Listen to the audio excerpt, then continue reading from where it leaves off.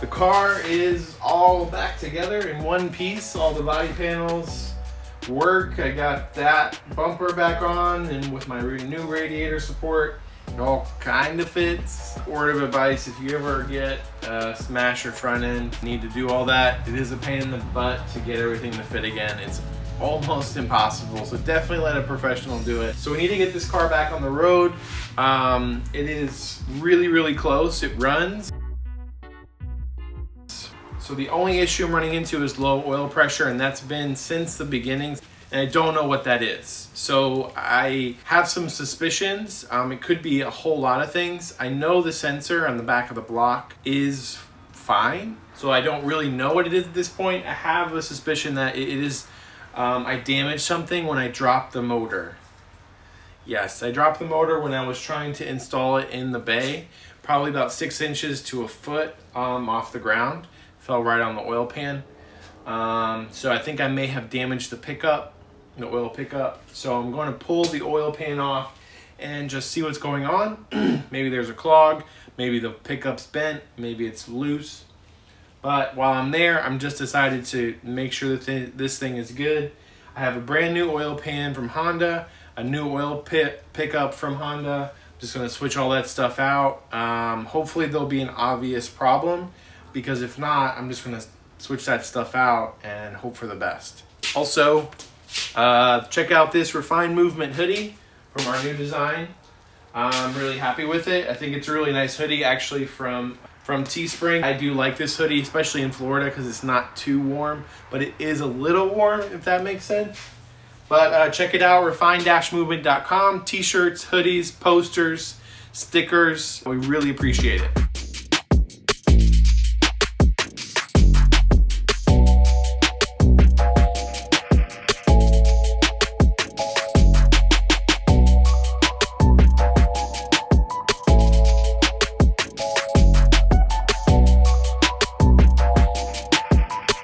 Drop the oil pan. The pickup looks fine.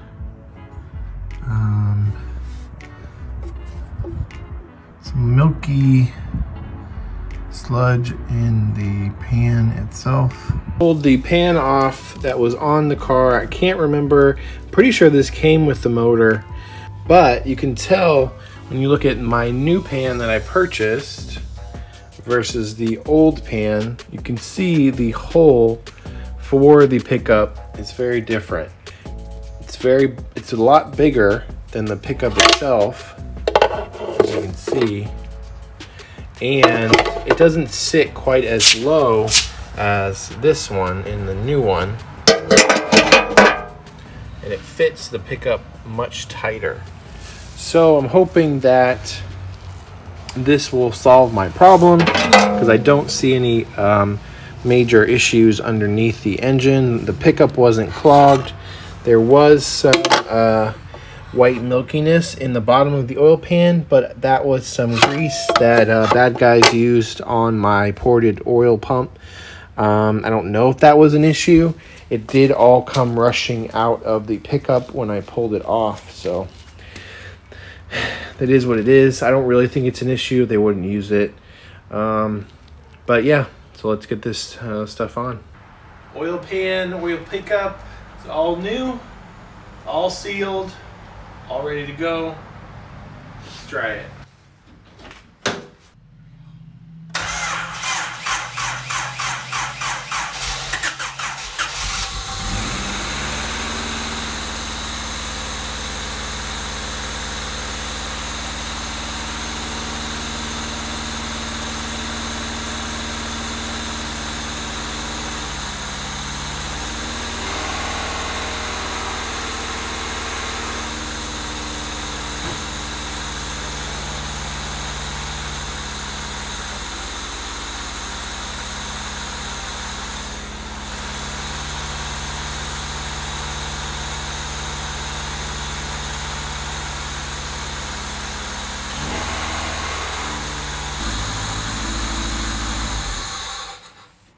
Okay, just shut off for no reason.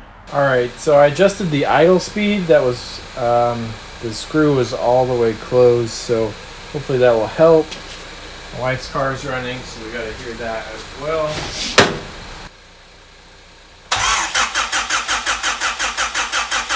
Okay, we're back the next day, and it looks like I had my O2 sensors plugged in incorrectly. I had the secondary, OBD2 secondary O2 sensor plugged in where really it should have been the primary sensor. So hopefully that is all that's needed. Let me check the oil. See where we're at. Good. Just below the top line. So we will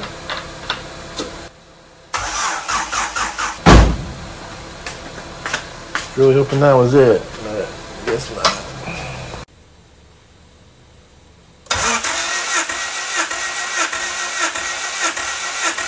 $109.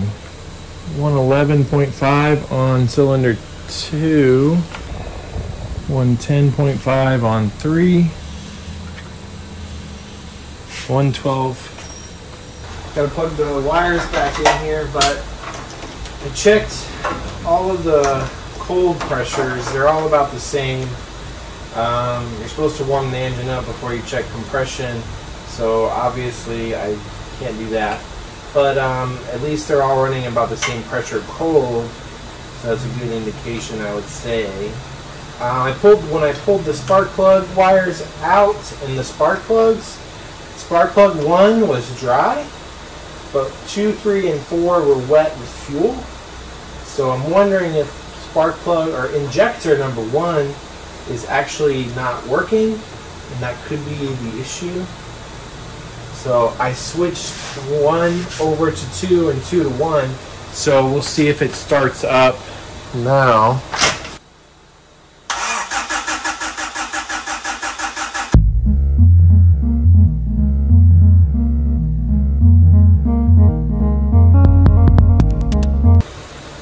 Change the fuel pressure regulator.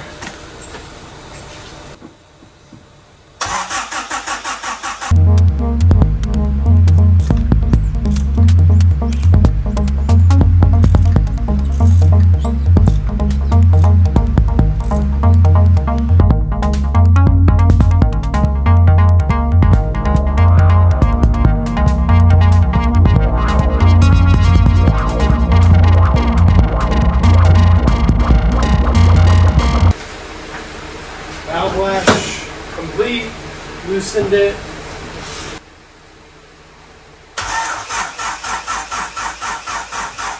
Alright, last ditch effort to get this car running because I've tried everything else, everything that I can think of. So I'm going to replace the Bisimoto thermal intake gasket that I have with a, stock-ish one to see if I have a vacuum leak. And that's what Rob and I are presuming. And obviously I already did this about 4 years ago. I can't even believe it. I can't even believe I'm saying this out loud. I had the same issue with a thermal gasket when I did the Y8 intake swap years ago. So I bought the Bisimoto one to try to, get a good gasket, make sure it worked. I really took my time putting it on, torqued everything down. So if this doesn't work, if the car is not working because of that gasket, I'm going to be very upset. So let's get this on and see if this car runs. If this doesn't work, I don't know what it is.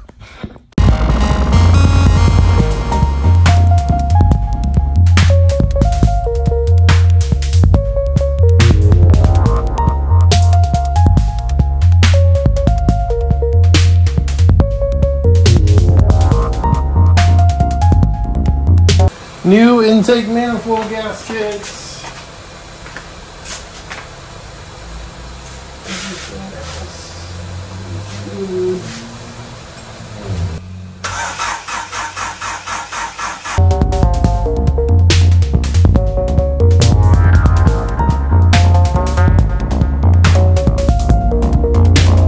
Okay, so I checked my battery's information, and it has actually just turned 4 years old. And you saw from the last clip that it was cranking pretty weakly.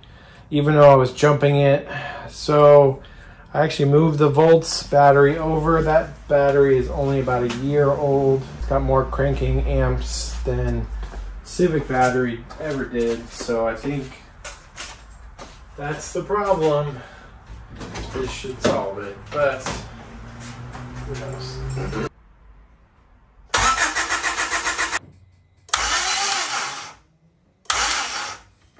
So hopefully this is the final testing of what is wrong with this engine and this car. I have some things I'm going to check off today that should lead me in the right direction of knowing what is wrong. I really think I'm at the end point to really know what's wrong with the engine. I have a suspicion, but we'll get to that later. I'm going to check some things off the list first just to be sure that it's not these things that are kind of a simple, dumb fix. TPS sensor, map sensor. I'm going to spray some oil into the spark plug holes to get the cylinder walls lubricated. Who knows how long this engine sat in Japan and sat over here, so that could cause the low compression. I think just maybe the rings are a little bit dry. So we'll see what's going on. These are the last few things I'm going to test. I'm going to test to make sure I'm getting spark to the spark plugs. I know the wires and the plugs are good, and then if all of that checks out and all that's good, then I'll kind of know that what I'm thinking is wrong. But we'll talk about that after, and hopefully one of these things is it, and this car will run at the end of this video. But we'll see, because I don't even know.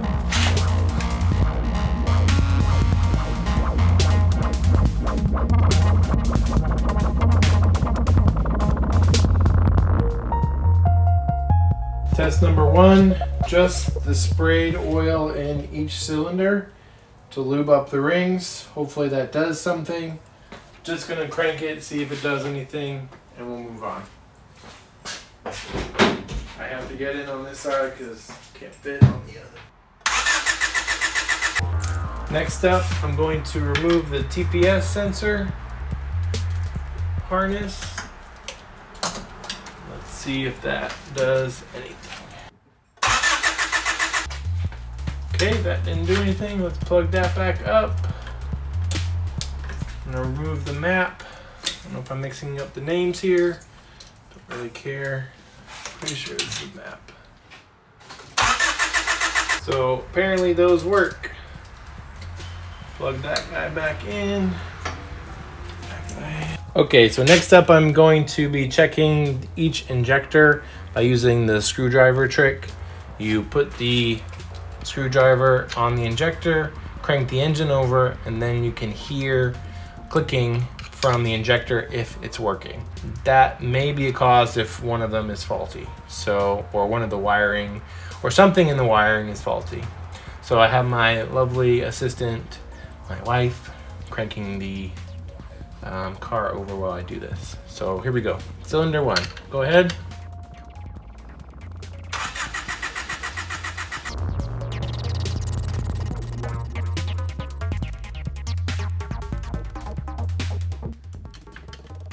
So I could hear it on number two. I didn't hear it on number one, so we'll do it again.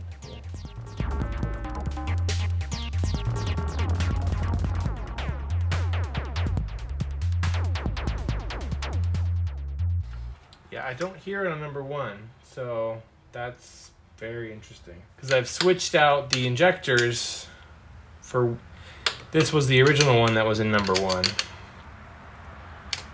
So this was number two. So I feel like what's happening is there's some kind of wiring issue, that this wiring, either there's a short further back or this isn't working. Okay, now we're going to check to make sure I'm getting spark with this little light bulb. So the light bulb in here should light up to show we're getting spark. So let's see. Go ahead and crank it. Same way? Same way.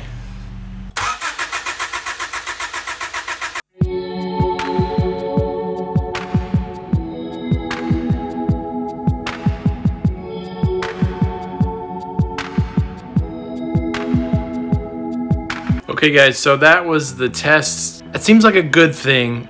even though I'm still not having a running engine, because if everything had worked, if I had spark, if I had fuel and everything, then that would tell me that the engine is just bad. Low compression, bad rings, something's wrong with the actual engine block. Injector 1 is not firing any fuel, but 2, 3, and 4 are still firing fuel, and there is no spark being fired across all the cylinders. I gotta figure out why it's doing this.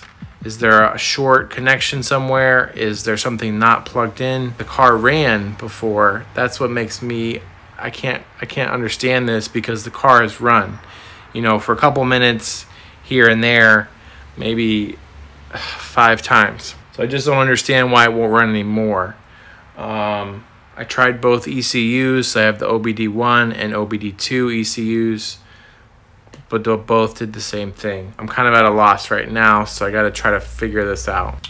All right, so I made sure all of the grounds are grounded properly, especially the valve cover, because who knows, you know, if my welds are connected to the frame and getting a good connection for the ground. So I moved that to the actual frame rail, and I checked some other stuff, added some grounds, so we'll see. I'm going to check to make sure I don't have any shorts or cuts in the injector wires. I've already actually checked number 1. I've already checked everything, and everything is actually good to go, but I wanted to show you all this. So you set your multimeter to that symbol, touch them together, it makes a noise. So I've run you have to run a wire to the wire harness inside, the one that plugs into the ECU. And then you can check each injector.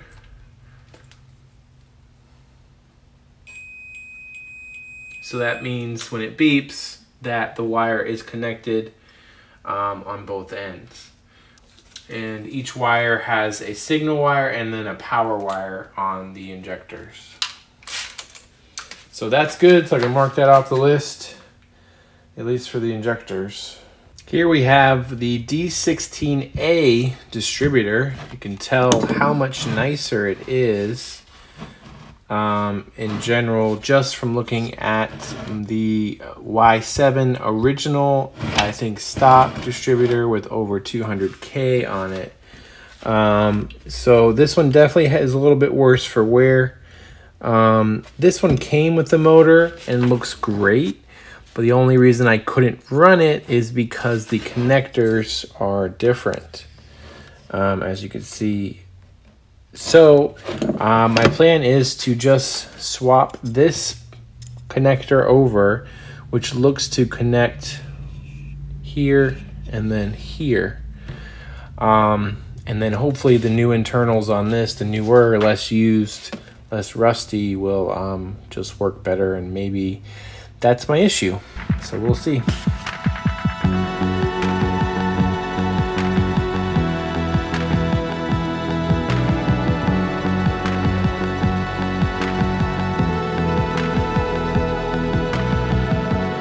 Forget what these are called, Niter maybe, but these are really the only things that I could swap out from each one. I was hoping to move the wiring over to the good one, but that's really not possible with how these are put together.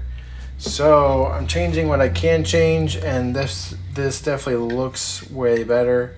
All the corrosion on this compared to the good one, just way better.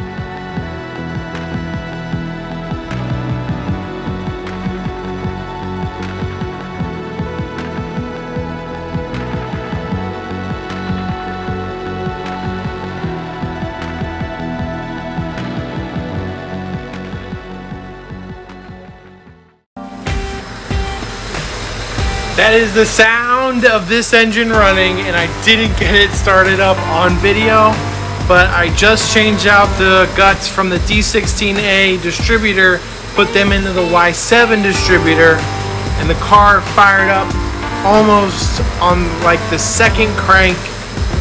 Holy crap. Thank God.